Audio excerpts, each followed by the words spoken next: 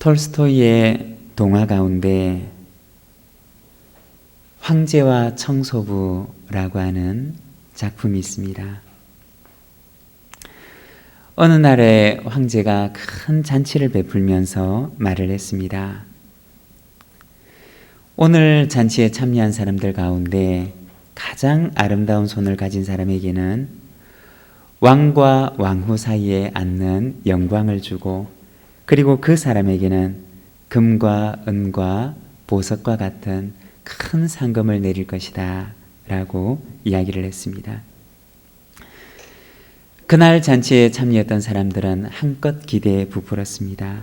그리고 저마다 자신의 손을 바라보면서 자신의 손이 가장 아름다운 손으로 뽑히기를 소망했습니다. 저마다 손톱을 가다듬고 손에는 향수를 뿌리고 자신의 손이 아름답게 보일 수 있도록 모든 행동을 하면서 그들은 자신의 차례를 기다렸습니다. 모두가 저마다 자신의 아름다운 손을 황제에게 보이면서 자신이 그 주인공이 되기만을 기다렸던 것입니다. 드디어 잔치에 참여했던 모든 사람들의 손이 보여지고 결과를 발표할 시간이 다가왔습니다. 잔치에 참여한 사람들 가운데 가장 아름다운 손을 가진 주인공이 발표가 되었습니다. 그날 가장 아름다운 손의 주인공으로 발표된 사람은 다름 아닌 그 궁전에서 일하는 청소부 할머니의 손이었습니다. 그 손은 평생 굳은 일만 해왔던 손이었고, 사람들이 보기에 너무나 민망할 정도로 거칠고 갈라져 있으며 주름진 손이었습니다. 그 누가 보기에도 아름다운 손으로 지목될 수 없는 그러한 손이었던 것입니다. 그렇지만 그날 잔치에서 황제는 가장 아름다운 손의 주인공으로 거칠고 한껏 주름져 있는 그 손의 주인공이었던 청소부 할머니를 뽑았던 것입니다.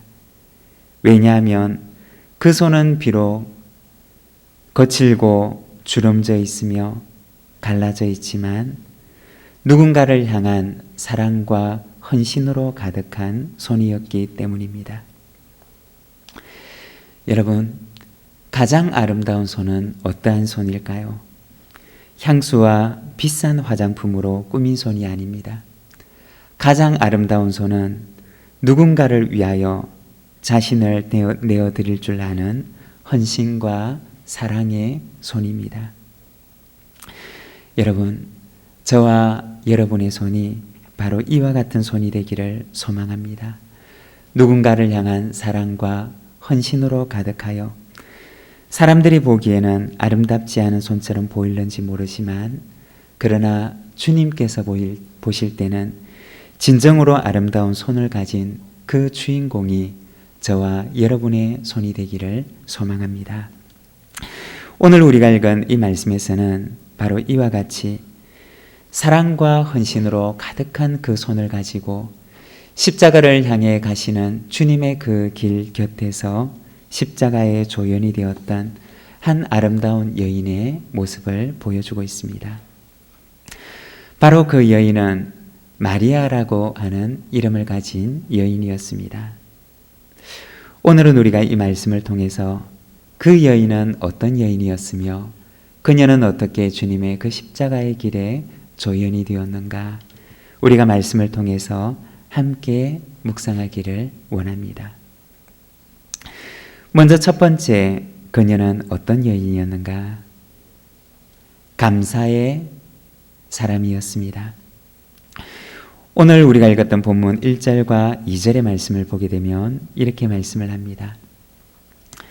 6월절 엿새 전에 예수께서 베다니에 이르시니 그곳은 예수께서 죽은 자 가운데서 살리신 나사로가 있는 곳이라. 오늘 우리가 읽었던 이 본문 1절과 2절의 말씀은 오늘의 이 이야기가 어떤 배경 속에서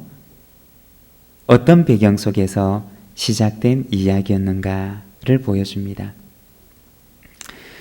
오늘 이 사건이 있었던 이 배경은 바로 나사로의 죽음과 그리고 그의 소생과 관련된 이야기였음을 보여주고 있습니다.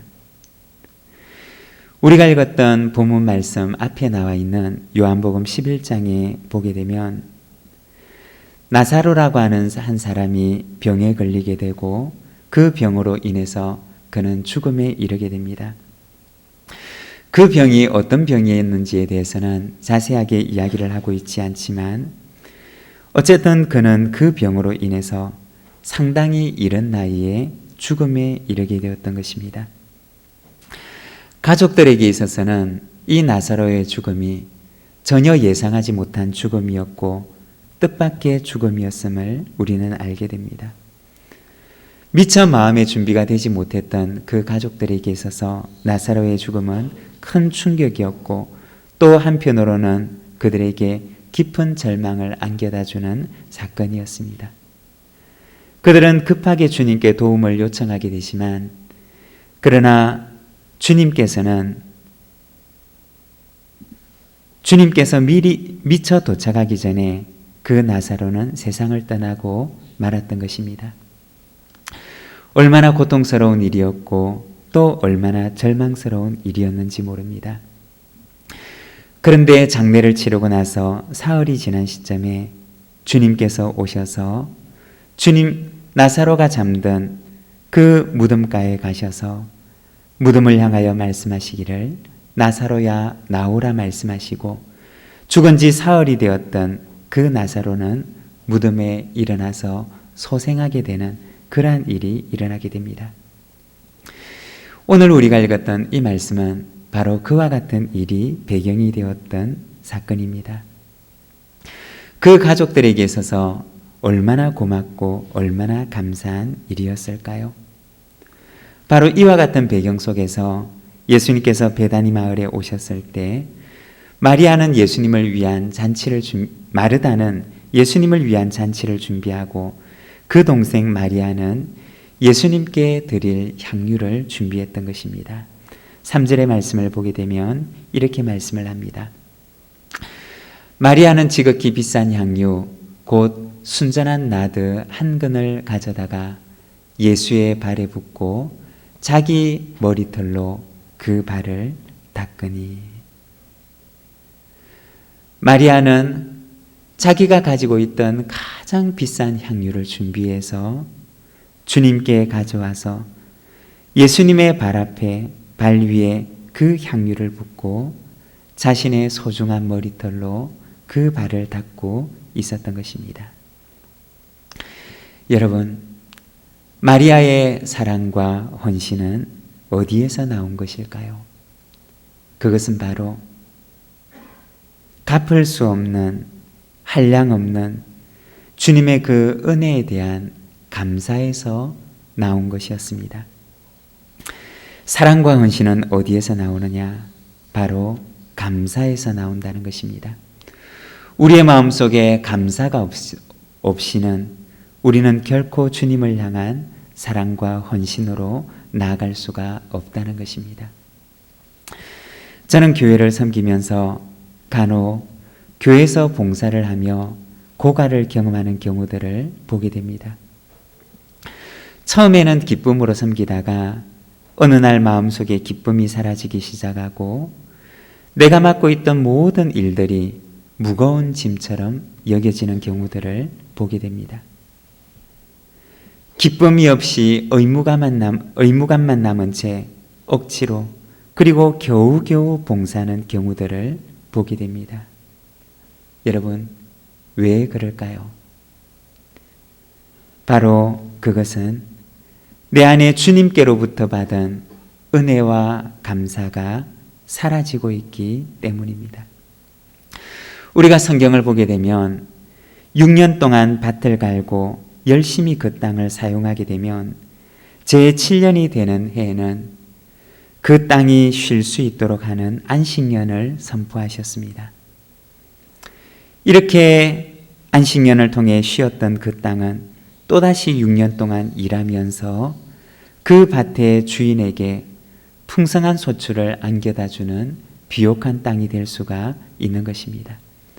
그렇지만 쉬지 않고 계속 일만 했던 땅은 언젠가는 고갈되어서 아름다운 열매를 낼 수 없는 메마르고 거친 땅이 되고 만다는 것입니다. 우리의 영혼도 우리의 영혼이 아름다운 열매를 낼 수 있으려면 일하기 전에 우리의 영혼의 샘물을 먼저 공급받아야 되고 우리의 영혼 가운데 재충전의 시간을 가지지 않으면 우리는 계속해서 열매를 맺을 수 있는 땅이 되지 못한다는 것입니다. 우리의 영혼 가운데 은혜의 샘물과 감사의 샘물을 지속적으로 공급하지 않으면 언젠가는 우리의 땅도 어떤 열매도 맺을 수가 없는 거친 땅, 불임의 땅이 될 수밖에 없다는 것입니다. 마리아의 사랑과 헌신은 어디에서 나왔느냐?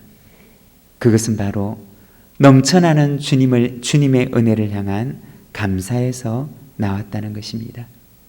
그의 심령 가운데 은혜의 강물이 흘러들어가고 그의 심령 가운데 주님을 향한 감사의 강물이 흘러들어갈 때 마리아의 그 영혼 가운데서 사랑과 헌신의 열매가 맺힐 수가 있었다는 것입니다. 사랑하는 여러분, 우리의 심령 가운데 날마다 주님을 향한 은혜와 감사의 샘물이 흘러들어가는 우리의 영혼이 되기를 소망합니다. 주님의 말씀을 통해서 우리의 영혼에 은혜의 강물이 흘러들어가도록 하시기를 바랍니다. 주님의 그 거룩한 말씀을 통해서 우리의 심령 가운데 감사로 가득한 땅이 되도록 하시기를 바랍니다. 그리할 때 우리는 비로소 우리의 영혼에 사랑과 헌신의 열매를 맺을 수가 있는 것입니다. 그리고 두 번째, 그녀는 어떤 사람이었느냐? 헌신의 사람이었습니다. 마리아가 주님의 발 앞에 준비한 향유를 붓게 되었을 때 그 향기가 온 집안에 가득하게 되었다라고 말씀하고 있습니다. 그 집안에는 마리아의 그 행동으로 인해서 너무나 감격했던 사람이 있었을 것입니다. 죽음에서 소생했던 나사로는 여동생 마리아의 행동을 보고 너무나 고맙고 너무나 감격했을 것입니다. 그 여동생처럼 자신도 주님을 위해서 드릴 수 있는 것이 있다면 모든 것을 주님께 드리고 싶은 마음으로 가득했을 것입니다. 그렇지만 그 집안에는 또 그렇지 않은 사람도 있었을 것입니다. 가룟 유다처럼 마리아가 하고 있는 그 행동이 너무나 지나친 행동처럼 보였던 사람이 있었습니다. 그렇지만 그날 마리아가 했던 사랑과 헌신의 행동, 그가 주님 앞에 부어드렸던 그 향유의 향기는 온 집안을 가득 채우면서 모든 사람들의 곳곳을 향기로 가득 채우고 있었던 것입니다. 집안을 가득 채웠던 그날의 향기는 모든 사람들의 가슴 속에 잊을 수 없는 기억으로 남았을 것입니다. 그 자리에 함께 있었던 사도 요한은 아마도 그날 이 마리아의 행동을 잊을 수가 없었을 것입니다. 오늘 이 본문의 사건을 기록하고 있는 사도 요한은 그날 마리아가 주님의 십자가를 앞두고 주님의 발 앞에 부어드렸던 그 향유의 냄새를 결코 잊지 못했을 것입니다. 사도 요한은 평생에 그날의 그 사건과 그 집안을 가득 채웠던 그 향기를 그의 기억 속에 간직했을 것입니다. 그리고 어쩌면 요한은 평생에 나도 저 여인처럼 주님의 그 십자가의 길에 나의 향유를 부어드리는 삶을 살았더라면 어땠을까? 라고 하는 생각을 했을는지 모릅니다. 그는 평생에 나도 저 여인처럼 이제는 앞으로 내 모든 것을 주님 앞에 부어드리는 삶을 살아가게 하옵소서 라고 하는 그 기도의 제목으로 살아갔는지 모릅니다. 사랑하는 여러분, 아름다운 한 사람의 헌신은 또 다른 헌신을 낳게 되는 줄로 믿습니다. 이 여인의 헌신의 이야기는 훗날 이 이야기를 읽는 많은 사람들의 가슴 속에 감동을 주었고, 나도 마리아처럼 주님께 저렇게 헌신하는 삶을 살아야지 라고 하는 다짐과 결단의 계기가 되었을 것입니다. 사랑하는 여러분, 여러분은 여러분의 인생을 어떻게 살아가기를 원하십니까? 우리는 우리의 인생을 주님의 십자가 길에서 어떻게 살아가는 삶을 살아가기를 원하십니까? 우리도 이 마리아처럼 우리의 삶을 향유처럼 주님 앞에 온전히 부어드리는 삶을 살아가기를 원합니다.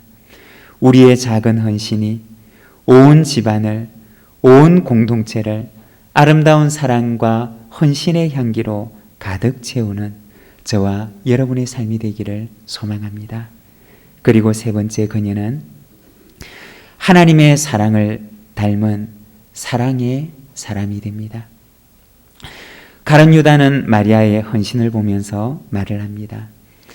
이 향유를 어찌하여 300데나리온에 팔아 가난한 자들에게 주지 아니하였느냐. 300데나리온이라고 하는 것은 한 노동자가 일을 해서 1년 동안 일을 해서 벌 수 있는 돈입니다. 1년 동안 한 푼도 쓰지 않고 모아야지 모을 수 있는 금액을 가리키는 것입니다. 가룟 유다는 마리아의 이 헌신을 바라보며 말하기를 너무나 지나치다고 얘기를 했습니다. 너무나 낭비스러운 행동이라고 이야기를 했습니다. 헌신을 해도 정도껏 해야지 너무 지나친 헌신을 하는 것이 아니냐고 이 마리아를 질책했던 것입니다. 그렇지만 주님께서는 그 여인을 가만히 두라고 말씀하셨습니다. 왜냐하면 첫째는 그 여인의 행동이 자신은 알지 못하지만 주님의 장례를 예비하는 행동이었기 때문입니다. 그리고 두 번째, 그 여인이 오늘 하고 있는 이 행동은 하나님의 사랑을 너무나 닮은 행동을 하고 있었기 때문입니다. 십자가에서 죽으신 예수님에 대해서 죄인들을 위해서 하나님의 아들을 보내신 하나님의 그 행동에 대해서 언제나 부딪히는 한 가지의 질문이 있는데, 그것은 오늘 우리의 질문이기도 하고 그리고 아주 오래된 신학적인 질문이기도 합니다. 굳이 그렇게까지 하셔야만 했을까? 죄인들을 그냥 용서하시면 되지, 굳이 그렇게 아들을 보내서 죽기까지 하도록 그렇게 하셔야만 했을까? 사람들은 그래서 믿지 못하겠다고 이야기를 하기도 합니다. 하나님의 지나친 사랑에, 하나님의 너무나 과도한 사랑 때문에 나는 믿을 수가 없다라고 이야기를 하기도 합니다. 그렇지만 하나님의 사랑은 어떤 사랑이었느냐? 바로 주님의 발 앞에 지나친 사랑과, 어떤 사람들이 보기에는 지나친 사랑과 지나친 헌신으로 주님의 발 앞에 지나치게 비싼 향유를 부어드린 이 마리아의 행동처럼 죄인을 구원하시기 위해서 너무나 지나친 사랑을 베풀어 주셨던, 자신의 아들을 죽음에 이르기까지 너무나 지나친 사랑과 헌신을 보여주셨던 것이 바로 하나님의 사랑이었다는 것입니다. 지극히 비싼 향유를 순전한 나드 한 근을 가져다가 주님의 발에 부어드리고 머리털로 닦았던 마리아의 사랑은 어떤 사람에게는 지나친 사랑과 헌신으로 보였습니다. 그러나 주님께서 보실 때에는 마리아의 그 행동은 하나님의 사랑을 너무나 닮아 있는 행동처럼 보였던 것입니다. 마리아의 감사는 사랑으로, 헌신으로, 그리고 나중에는 하나님을 닮은 사랑으로 나타나게 됩니다. 사랑하는 여러분, 누가 십자가의 조연이 될 수가 있습니까? 바로 감사하는 사람입니다. 주님을 위해서 자신을 헌신하는 사람입니다. 그리고 하나님을 닮은 사랑으로 사랑하는 사람입니다. 오늘 저와 여러분의 삶이 이 마리아처럼 감사와 헌신과 사랑으로 가득한 삶이 되기를 소망합니다. 주님의 그 십자가의 길에 십자가의 조연이 되어 주님의 발 앞에 자신의 향유를 부어드린 그 마리아처럼 우리를 주님 앞에 사랑과 헌신과 감사로 부어드리는 저와 여러분의 이 하루, 저와 여러분의 삶이 되기를 간절히 소망합니다. 우리 시간 함께 기도하며 나아가겠습니다. 주님의 그 십자가의 길에서 자신의 모든 것을 부어드린 이 여인 마리아처럼 우리도 주님을 뒤따라가는 그 길에 주님의 발 앞에 감사와 헌신과 사랑을 부어드리며 주님의 뒤를 따라가는 십자가의 제자, 십자가의 조연의 삶을 살아가게 하여 주시옵소서. 우리 시간 사랑과 소망의 마음으로, 간구의 마음으로 하나님 앞에 기도하며 나아가도록 하겠습니다. 함께 기도하겠습니다.